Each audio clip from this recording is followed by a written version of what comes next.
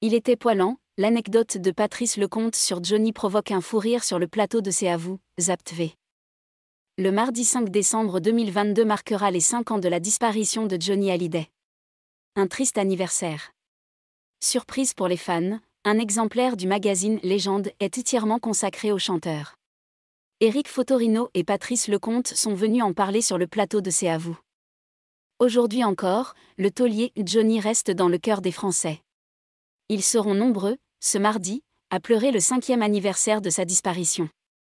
Les récentes déclarations de Laetitia Hallyday rendent plus réelles encore les souffrances du chanteur populaire.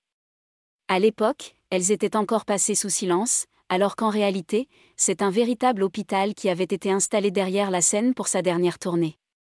Un dispositif impressionnant, comme si rien ne pouvait séparer Johnny Hallyday et ses fans, pas même la maladie.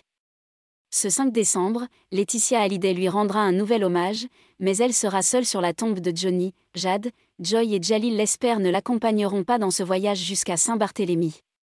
Un moment de solitude dans ce lieu devenu lieu de pèlerinage, mais aussi l'occasion pour elle de repenser aux bons moments, et non pas seulement au combat contre le cancer, ou aux périodes compliquées vécues par Johnny Hallyday. Ce vendredi 2 décembre 2022, le ton était plutôt à l'humour en évoquant le chanteur et acteur. Une anecdote improbable en Italie. Sur le plateau de C'est à vous, le réalisateur Patrice Lecomte et le journaliste Éric Fotorino sont venus présenter le numéro du magazine Légende consacré à Johnny Hallyday. Au gré d'anecdotes et d'images émouvantes sur la vie de Johnny, Patrice Lecomte s'est laissé aller à une anecdote. Il s'est souvenu d'un moment particulier qu'il a lié à Johnny Hallyday et Jean Rochefort, les deux acteurs de son film L'Homme du train, 2002. Un souvenir qui s'est déroulé à Venise.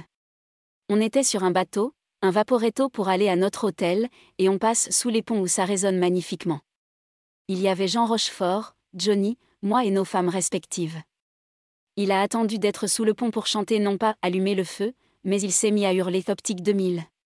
Une histoire qui a beaucoup amusé les convives autour de la table. Il était poilant. Il était rieur, il aimait bien faire rire, a conclu Patrice Lecomte. Un sacré jingle.